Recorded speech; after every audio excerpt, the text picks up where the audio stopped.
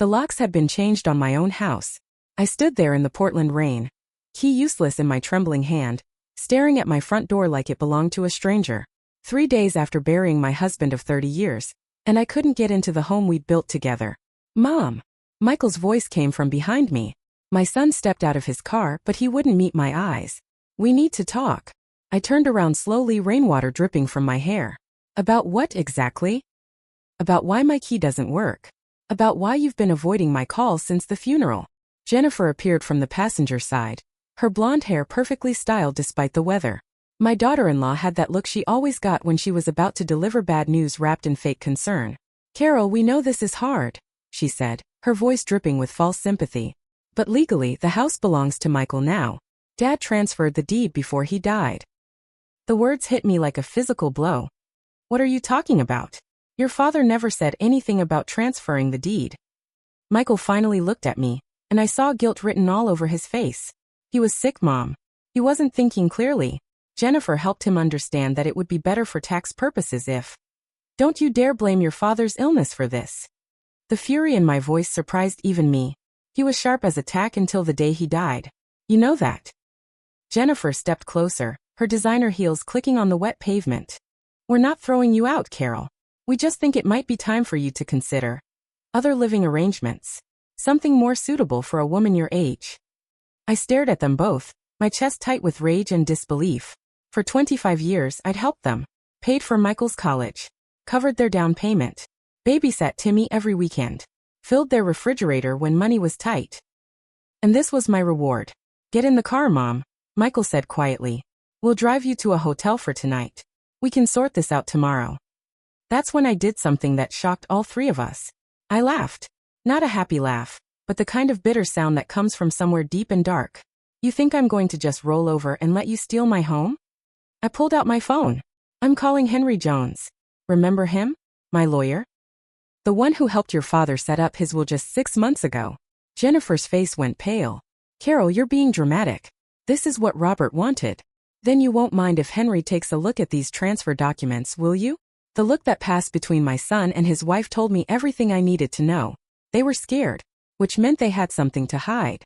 I stepped back from them, suddenly seeing clearly for the first time in days. You did this while he was in the hospital, didn't you? When he was on all that medication. When he could barely hold a pen. Mom, please, no. I held up my hand.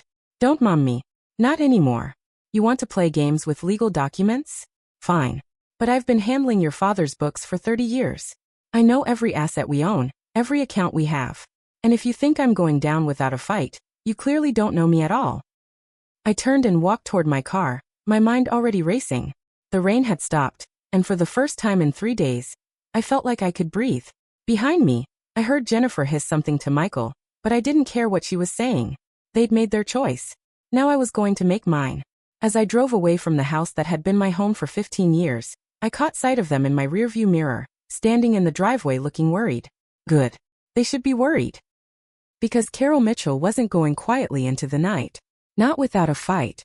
The hotel room was small and smelled like disinfectant, but it gave me space to think. I spread Robert's papers across the narrow desk, documents I'd grabbed from our safety deposit box before the funeral. Thank God I'd had the foresight to do that. My phone buzzed.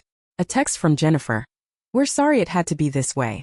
We'll help you find a nice apartment. I deleted it without responding. Instead, I called Henry Jones. He answered on the second ring, his familiar voice a comfort in this nightmare. Carol? I was just thinking about you. How are you holding up? Henry, I need your help.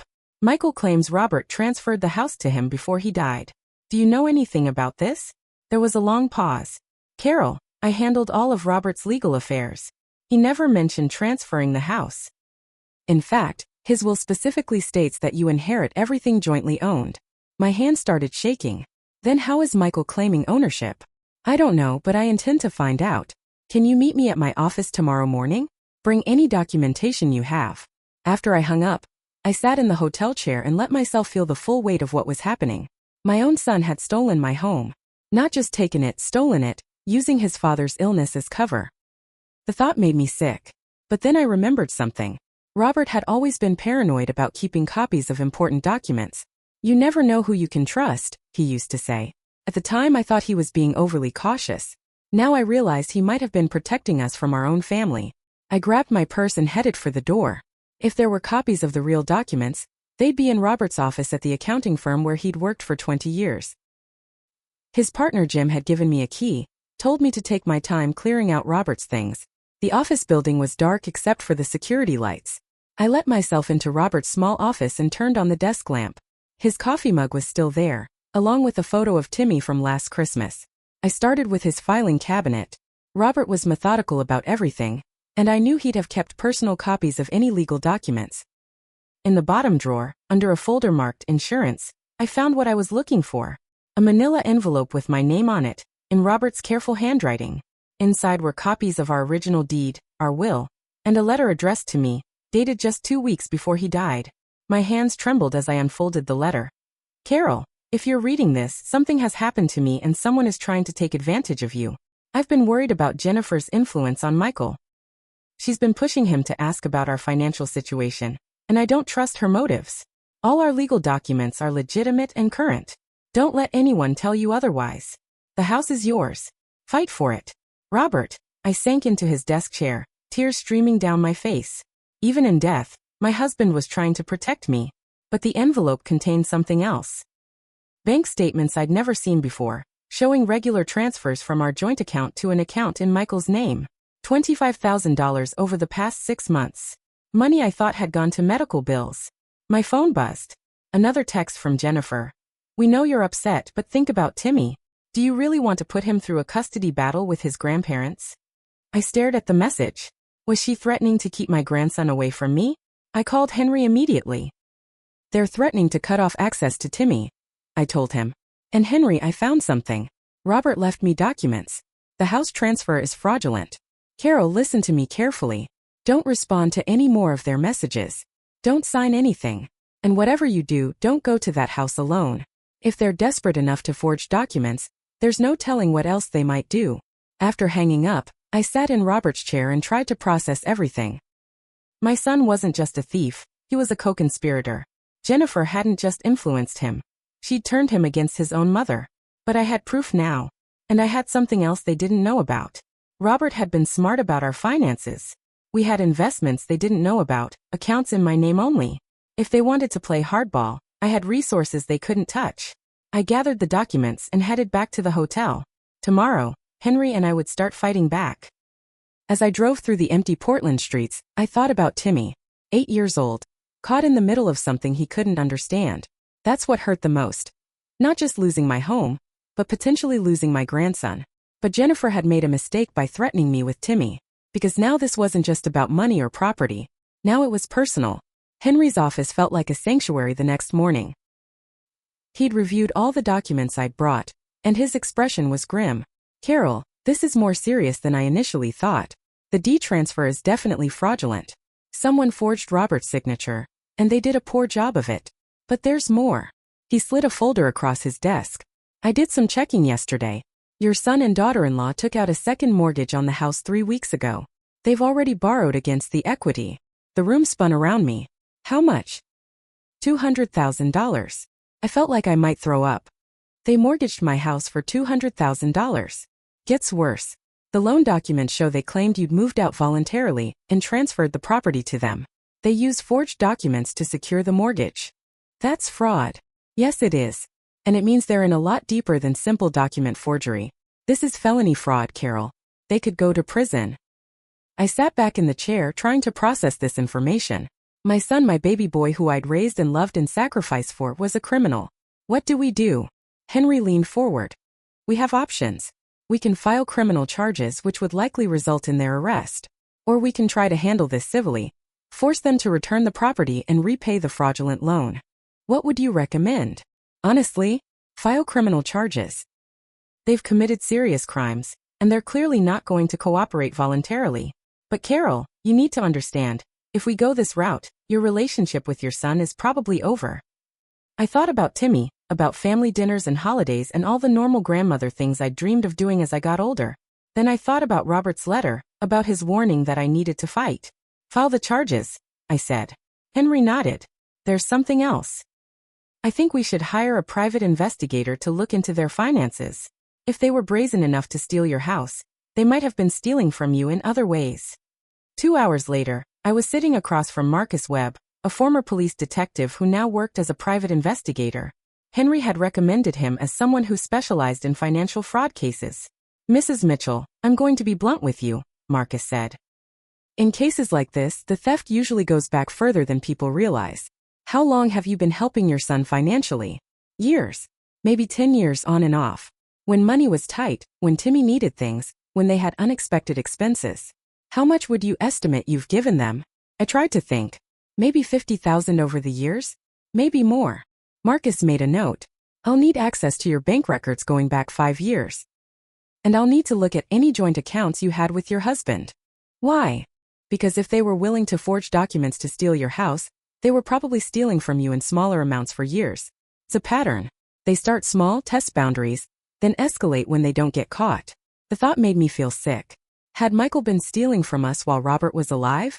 Had we been funding their lifestyle while living modestly ourselves? There's something else, Marcus said. Your lawyer mentioned they threatened to keep your grandson away from you. That suggests they're aware of the legal trouble they're in, and they're trying to use emotional leverage to make you back down. What should I do? Document everything. Every text, every call, every threat. And Mrs. Mitchell? Don't go to that house alone.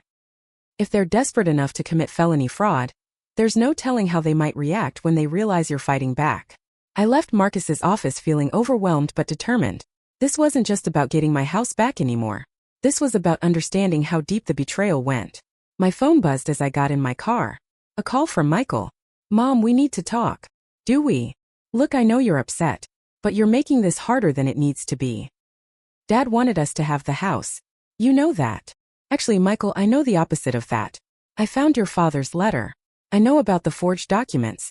And I know about the $200,000 mortgage you took out using fraudulent paperwork. Silence on the other end. Mom, I can explain. No, you can't. There's no explanation for what you've done. Henry's filing criminal charges this afternoon. I suggest you get yourself a lawyer. You can't be serious. I'm your son. My son wouldn't have stolen from me while his father was dying. My son wouldn't have forged documents and committed fraud. My son wouldn't have threatened to keep my grandson away from me. Mom, please. We can work this out. We'll give you back the house. We'll figure something out with the mortgage. Just don't file charges. For a moment, I almost wavered. This was still my child, the little boy I'd rocked to sleep and helped with homework and cheered for at baseball games. But then I thought about Robert's letter, about his warning, about the months he'd spent suspicious and worried while I dismissed his concerns as paranoia. It's too late for that, Michael. You made your choice. Now I'm making mine. I hung up and immediately called Henry. File the charges, I told him. Today. The next morning, I woke up to 17 missed calls and 43 text messages. Most were from Jennifer, ranging from pleading to threatening to hysterical. The last one, sent at 3 a.m., was the most revealing. You're destroying this family over money. How can you do this to your own grandson? I called Marcus immediately. They're panicking, he said when I read him the messages, which means they know how much trouble they're in. Mrs. Mitchell, I need to ask you something. Is there any chance they might try to destroy evidence? What kind of evidence? Documents, computer files, anything that might show the pattern of theft. If they've been stealing from you for years, there will be a paper trail. But only if they haven't destroyed it. The house, I said suddenly. All our financial records are in Robert's home office. If they have access to the house, we need to get there. Now, do you have a key? They changed the locks. I'll call the police. If Henry's filed charges, we should be able to get access with a court order. 2 hours later, I stood in my own driveway with Marcus, Henry, and 2 police officers. Detective Sarah Rodriguez was handling the fraud case, and she'd obtained an emergency warrant to search the house. Mrs. Mitchell, I want you to identify anything that looks out of place or missing, she said as we approached the front door. The lock had been changed back. My original key worked. Inside, the house looked strange. Not wrong exactly, but different. Cleaner. Too clean. They've been here, I said immediately. Recently. Look. Robert's home office was empty. Completely empty. The filing cabinets, the desk drawers, even the trash can, everything was gone. They cleared it out, Marcus said grimly. Probably yesterday, after you called your son. Detective Rodriguez was taking photos. Mrs. Mitchell, what was normally kept in this room? All our financial records. Tax returns, bank statements, investment documents. Robert kept meticulous records of everything. They knew exactly what to take, Marcus observed. This wasn't random. They were looking for specific documents. I walked through the rest of the house, my heart breaking with every step. They'd taken Robert's clothes from our bedroom closet. They'd removed family photos from the walls, but only the ones that included me. In the kitchen, I found something that made my blood run cold. Timmy's artwork was gone from the refrigerator. The schedule of his soccer games that I'd posted on the bulletin board was gone.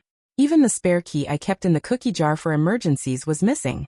They're erasing me, I said to Marcus. They're literally erasing any evidence that I lived here. Detective Rodriguez joined us in the kitchen. Mrs. Mitchell, I found something you need to see. She led me to the bedroom I'd shared with Robert for 15 years. On the nightstand was a folder I'd never seen before. Inside were documents I definitely hadn't signed. A quitclaim deed transferring the house to Michael, dated 2 months before Robert died. A power of attorney giving Jennifer control over my finances. A living will stating my desire to move to assisted living. All with my forged signature. This is what they planned to use if you'd fought the original house transfer, Detective Rodriguez explained. They had a backup plan. Multiple backup plans. I sank onto the bed that had been mine and Robert's, staring at the forged documents. The level of premeditation was staggering. This wasn't a spur-of-the-moment decision. They'd been planning this for months. Mrs. Mitchell? Marcus was holding something else. I found this in the master bathroom. It was a bottle of prescription medication with Robert's name on it. Morphine for pain management. But the prescription date was from after Robert died. They were going to drug me, I whispered. If I didn't cooperate, they were going to make me incompetent. Detective Rodriguez took the bottle carefully, using a tissue. This is evidence of conspiracy to commit elder abuse. The charges just got a lot more serious. As we finished searching the house, I felt a strange sense of closure. Not the closure I'd wanted. The kind that comes from family reconciliation and forgiveness. But the closure that comes from finally understanding the truth. My son and his wife hadn't just betrayed me. They'd planned to systematically destroy me. But they'd made one crucial mistake. They'd underestimated their victim. The arraignment was scheduled for the following Monday. Henry had filed charges of fraud, forgery, elder abuse, and conspiracy. If convicted, Michael and Jennifer could face up to 10 years in prison. I spent the weekend in my hotel room, trying to process everything that had happened. Marcus had found evidence of financial theft going back 3 years. A total of $85,000 stolen from joint accounts I'd shared with Robert. They'd been buying a lifestyle they couldn't afford with money stolen from a dying man and his wife. On Sunday evening, my phone rang. An unknown number. Grandma Carol? My heart stopped. Timmy. Grandma, why aren't you coming to see me anymore? Mom said you moved away, but I don't understand why you didn't say goodbye. I closed my eyes, fighting back tears. Sweetheart, where are you? Are you with your mom and dad? I'm at my friend Jake's house for a sleepover. I used his mom's phone because I wanted to hear your voice. Mom and dad have been really upset lately, and they won't tell me why. Timmy, listen to me. I didn't move away because I wanted to. Some grown-up things happened that are complicated to explain. But I love you very much and I'm trying to fix things so we can see each other again. Are you and mom and dad fighting? How do you explain to an 8-year-old that his parents are criminals? That they've stolen from his grandmother and forged documents and plan to drug her into incompetence? We're having some disagreements, honey. But whatever happens between the grown-ups, I want you to know that I love you and this isn't your fault. Will you come to my soccer game next week? We're playing the lightning bolts. My throat tightened. I'm going to try, sweetheart. I'm going to try very hard. After I hung up, I called Henry. They're using Timmy as a weapon, I told him. Keeping him away from me, making him think I abandoned him. Carol, I have to tell you something. Jennifer's lawyer called this afternoon. They want to make a deal. What kind of deal? They'll plead guilty to misdemeanor fraud and pay restitution if you drop the felony charges. They'll return the house and pay back the money they stole. And if I don't, they'll fight the charges and claim you're a vindictive old woman trying to destroy their family out of grief and spite. I was quiet for a long moment. What do you think I should do? Honestly, it's a reasonable offer. You'd get your house and money back, they'd have criminal records but wouldn't go to prison, and you might preserve some kind of relationship with your grandson. But they'd get away with what they did. Not entirely. They'd be convicted criminals. They'd have to pay back every penny with interest. And Carol, think about Timmy. If his parents go to prison, what happens to him? That night, I couldn't sleep. I kept thinking about Robert's letter, about his warning to fight.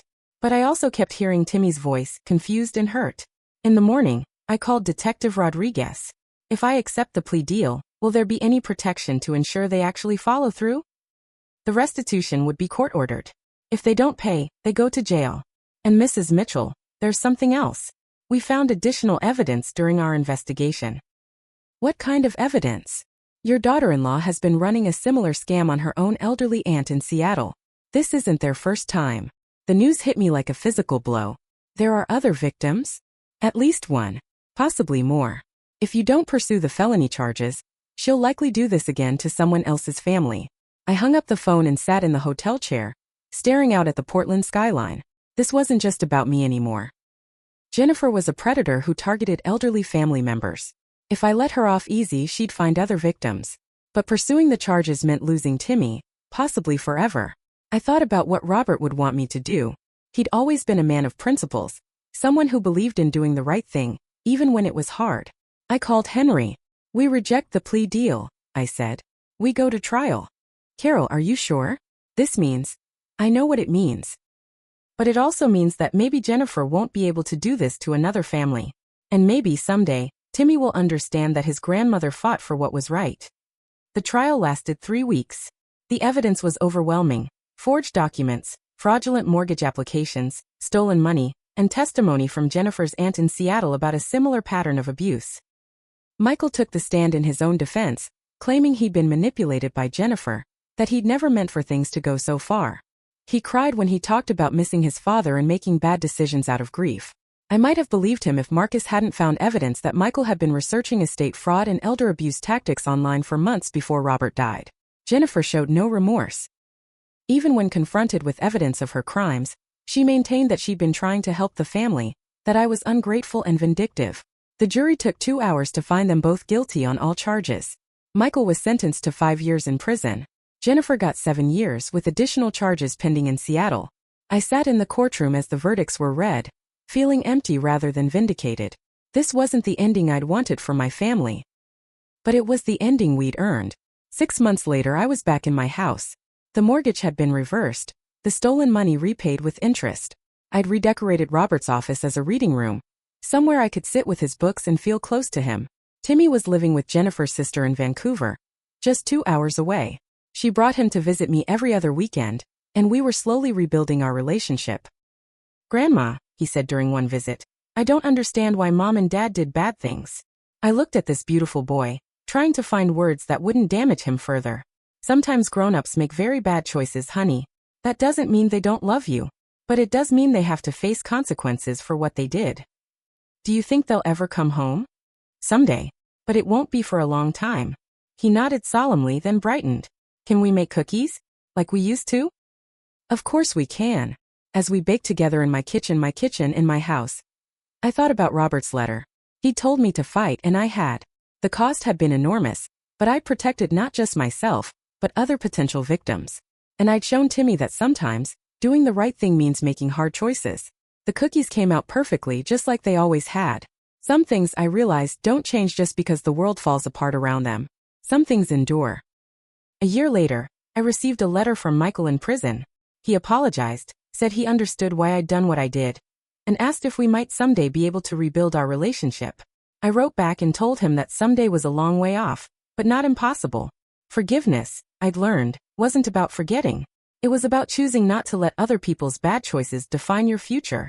I was 56 years old, a widow living alone in a house that was finally truly mine. I had a grandson who visited every other weekend and called me twice a week. I had financial security and peace of mind. It wasn't the life I'd planned, but it was an honest life built on truth rather than lies. And that, I decided, was enough. What would you have done in Carol's situation? Would you have accepted the plea deal to preserve your relationship with your grandson? Or would you have pursued full justice knowing it meant losing your family? Share your thoughts in the comments below. I'd love to hear how you would have handled this impossible choice.